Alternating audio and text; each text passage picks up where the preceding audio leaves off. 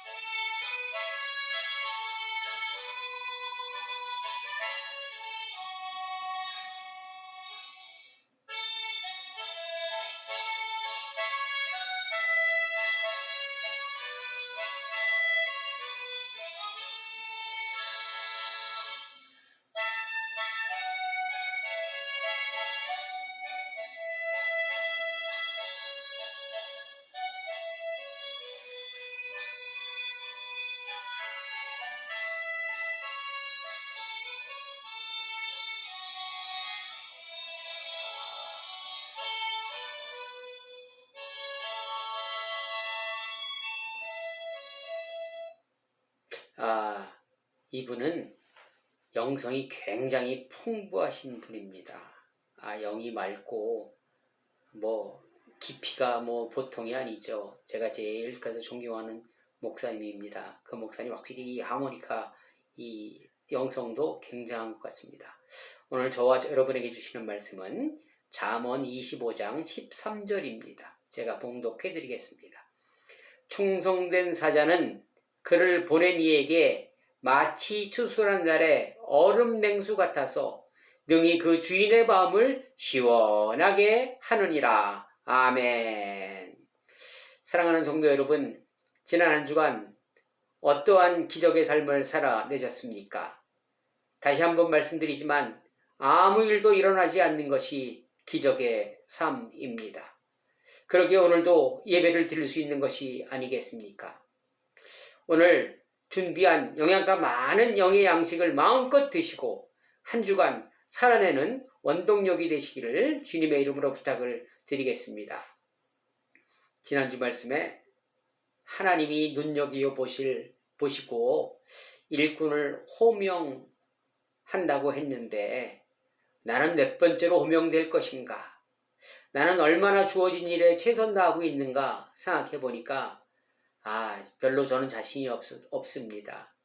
여러분은 어떠십니까? 초라한 성적표에 더욱 분발해야 한다는 마음으로 살아가려 합니다.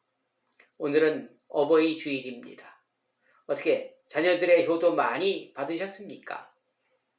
혹 섭섭한 것은 없으셨는지요? 여러분은 만일 효도를 받으신다면 어떤 효도를 받는 것이 가장 좋으십니까? 또 효도를 한다면 무엇으로 효도를 하려 하십니까? 저는 부모님이 아무도 안 계십니다. 그래서 부모님이 생존해 있는 친구들을 보면 무척이나 부럽습니다. 아직 효도할 기회가 남아 있기 때문입니다.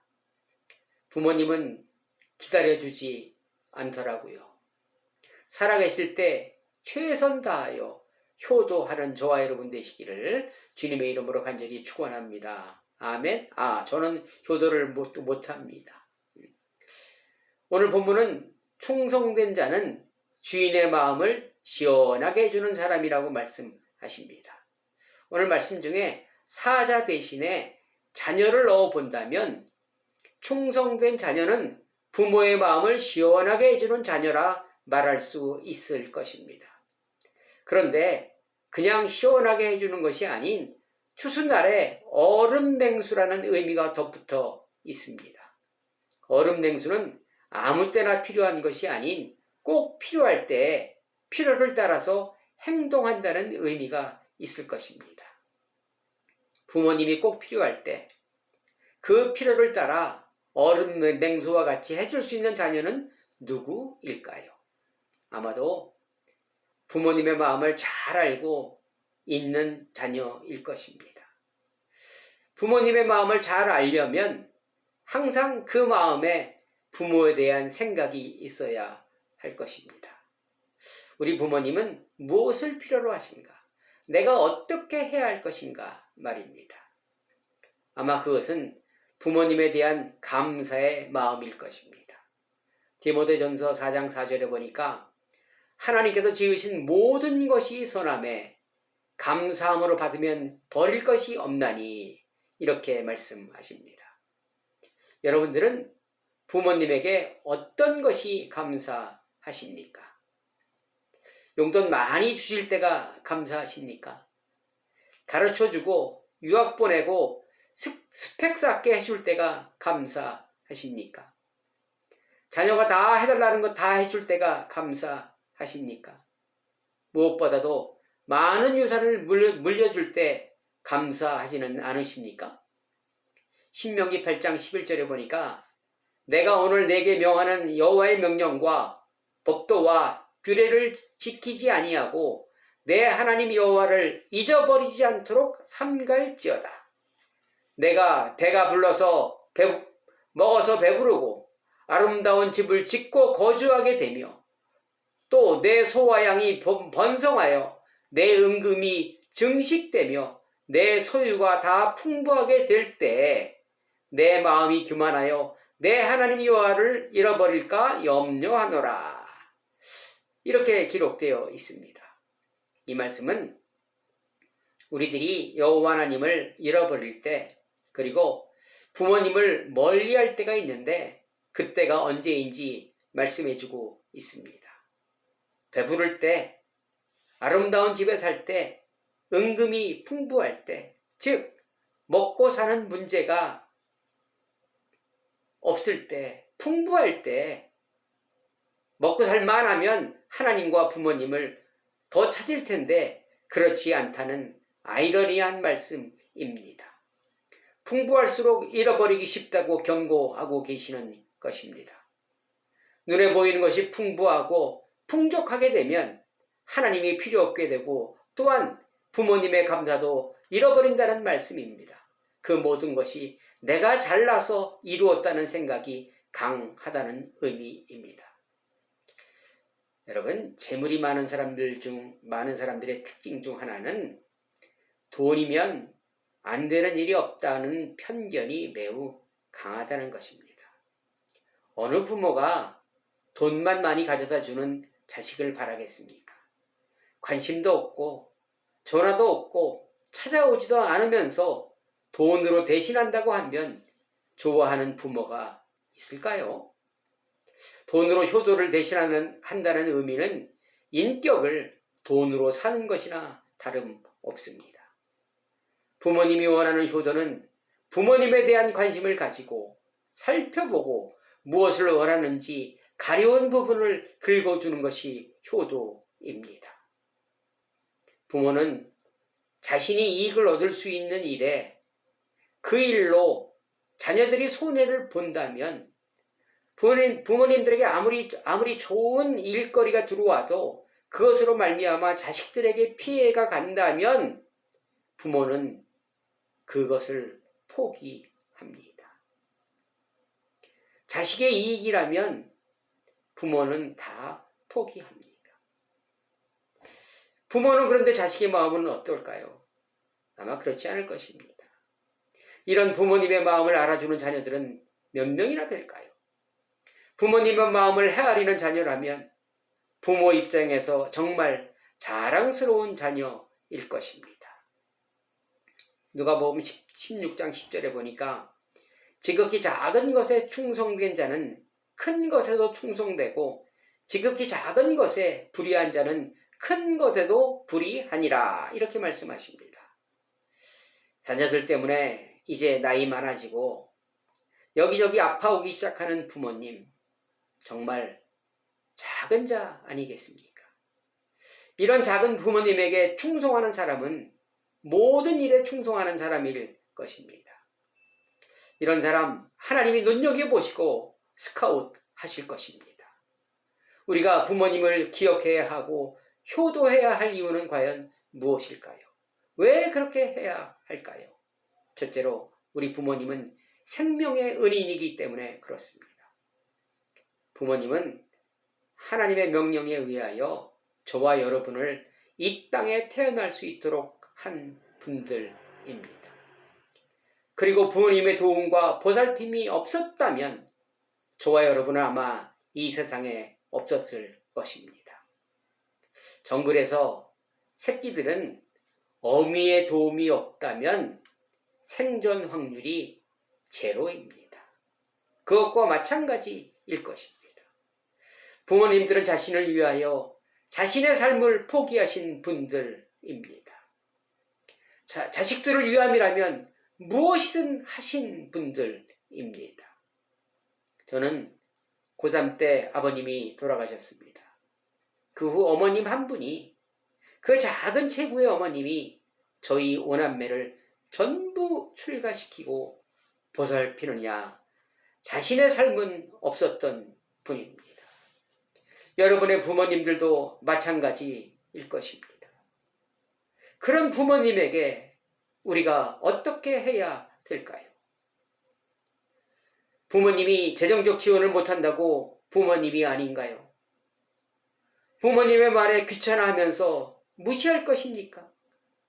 나에게 해준 것이 무엇이냐고 따지실 것입니까? 아마 이런 말을 듣는 부모님의 억장은 무너질 것입니다. 부모님이 없었다면 나는 없었다는 사실 꼭 기억하시고 부모님을 시원하게 하시는 저와 여러분 되시기를 주님의 이름으로 간절히 축원합니다. 아멘. 그 다음에 부모님을 잘 공경하면 행복한 삶이 보장됩니다. 출애굽기 20장 12절에 보니까 내 부모를 공경하라. 그리하면 내 하나님 여호와가 내게 준 땅에서 내 생명이 길리라. 또 에베소서 6장 2절 3절 말씀을 보니까 내 아버지와 어머님을 공경하라. 이것은 약속에 있는 첫 계명이니 이로써 내가 잘되고 땅에서 장수하리라. 이렇게 말씀하십니다. 기독교는 어느 종교보다 효를 강조하고 있습니다. 부모님이 돌아가신 다음은 소용없으니 살아생전에 효도하라고 늘 가르치고 있습니다. 그렇게 하나님이 명령하신 것입니다.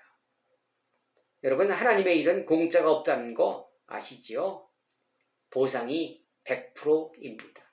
꽝이 없습니다. 흔들어 넘치도록 채워 주십니다. 이 땅에서 잘되고 장수한다는 보장입니다. 잘된다는 것은 만사형통한다는 의미로 볼 수 있습니다. 환난을 만나도 어려움 속에서도 이겨낼 수 있는 힘과 능력을 주신다는 의미일 것입니다. 효도한다고 해서 어려움이 없는 것은 절대 아닙니다. 착각하지 마시기 바랍니다. 장수한다는 의미는 마음이 편해야, 행복해야 장수할 수 있을 것입니다. 부모님에게 한 것이 하나님에게 행한 것이 되기에, 말씀에 순종하는 것이기에 모든 것, 약속하신 것 그분이 100% 책임지십니다. 이 땅에서 잘되고 장수하고 싶다면 부모님께 효도하시기 바랍니다. 내가 아무리 발버둥 쳐도 행복과 장수는 이룰 수 없는 것입니다. 간단한 우리가 할 수 있는 일입니다. 꼭 시행하시기 부탁드립니다.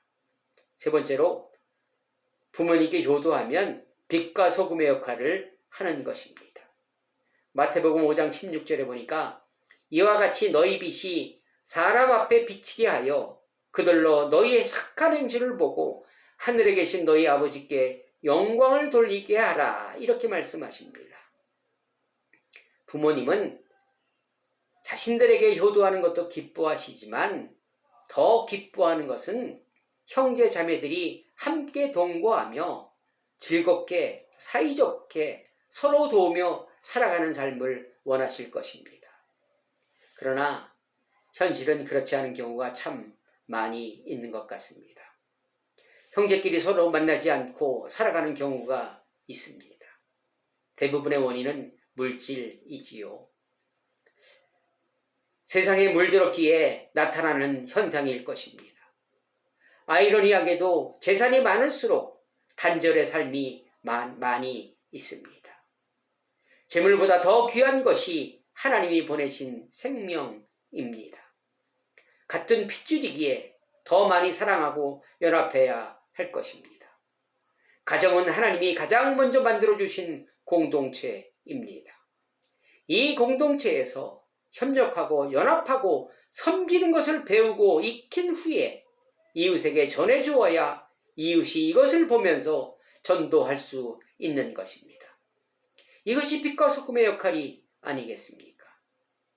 신명기 5장 3절에 보니까 이 언약은 여호와께서 우리 조상들과 세우신 것이 아니요 오늘 여기 살아있는 우리 곧 우리와 세우신 것이라 이렇게 말씀하십니다. 하나님의 언약과 말씀은 옛날 얘기가 아닙니다. 삼국지가 아닙니다. 오늘 저와 여러분에게 하시는 말씀이며 저와 여러분에게 하시는 약속이기도 합니다. 천지는 없어져도 하나님의 말씀은 없어지지 않습니다. 그 약속 굳게 잡으시고 부모님께 효도하는, 그러므로 상급받는 저와 여러분 되시기를 주님의 이름으로 간절히 축원합니다. 아멘. 저와 여러분은, 그리고 믿음의 동역자들은 부모님이 또 한 분 계십니다. 영적 아버지, 하나님 아버지이십니다.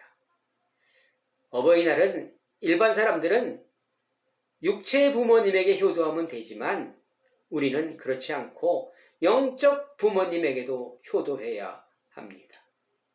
영적 부모님께는 어떻게 효도해야 합니까? 그것은 세상의 부모들에게 하듯 하시면 됩니다.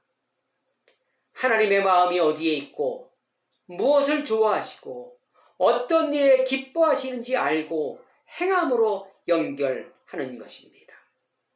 육적 부모님은 저와 여러분에게 생명을 주신 분이지만 하나님은 저와 여러분을 위하여 자신의 생명을 버리신 분입니다. 얼마나 우리를 사랑하셨으면 자신의 생명을 포기했을까요? 부모님은 우리를 도와주시는데 한계가 있으나 그분은 한계가 없으신 분이며 최고의 능력자이십니다. 그분을 만나면, 그분의 도움을 받으면, 그분께 효도하면 정말 행복한 모든 것을 가진 삶을 살아낼 수 있는 것입니다. 그분께 효도하는 것 중 하나는 우리가 세상에 물들지 않는 것입니다. 로마서 12장 2절에 보니까 너희는 이 세대를 본받지 말고 이렇게 말씀하십니다. 야고보서 1장 27절에 보니까 하나님 아버지 앞에서 정결하고 더러움이 없는 경건은 곧 고아와 과부를 그 환난 중에 돌보고 또 자기를 지켜 세속에 물들지 아니하는 그것이니라 이렇게 말씀하십니다. 세상에 물들지 않는 것이 무엇일까요? 세상의 방법과 법에서 벗어나는 것을 의미할 것입니다. 돈 벌기 위해서 세상 방법 따라가지 않고 돈 벌기 위해서 하나님의 방법을 따르는 것이 것일 것입니다. 세상을 따라가면 부모님과 하나님을 멀리할 수밖에 없는 것인데 멀리할 수밖에 없습니다. 그런데 나는 그렇지 않아. 돈 있으면 얼마든지 효도할 수 있고 하나님도 잘 섬길 수 있다고 자신한다면 그것은 거짓입니다. 지금도 못하는데 어떻게 할 수 있단 말입니까? 할 수 없는 것입니다. 신명기 13장 9절에 보니까 너는 용서 없이 그를 죽일 때에 내가 먼저 그에게 손을 대고 후에 뭇 백성이 손을 대라 이렇게 말씀하십니다. 이 말씀은 범죄한 사람을 그 죄를 묻는 방법인데 내가 먼저 그 일을 실행하라는 명령이지만 세속에 물들지 않고 부모님께 효도하는 것을 내가 먼저 행하라는 의미도 있는 것입니다. 다른 사람이 아닌 내가 먼저 솔선해서 세속에 물들지 말고 살아내라는 명령이기도 합니다. 부모님과 하나님을 동시에 섬기기가 쉽지는 않을 것입니다. 그러나 우리는 해내야 합니다. 하나님이 주시는 능력으로 할 수 있습니다. 부모님에게 감사한 것을 생각한다면 버릴 것이 없듯이 하나님께 감사한 것을 기억하면 얼마든지 살아낼 수 있을 것입니다. 하나님이 가장 섭섭해하는 말은 어떤 말일까요? 그것은 아마 나에게 해준 것이 무엇이냐고 따지는 일일 것입니다. 부모님과 똑같습니다. 그런 말 하면 하나님 정말 섭섭해 하십니다. 그분께 늘 감사하시기 바랍니다. 사랑하는 성도 여러분, 부모님과 자녀들은 자녀들에게 저주지기 원하시는 분들입니다. 힘이 없어서 그러시는 것이 아닙니다. 저주시는 것이 기쁨이기에 그렇습니다. 아름다운 관계를 원하시기 때문입니다.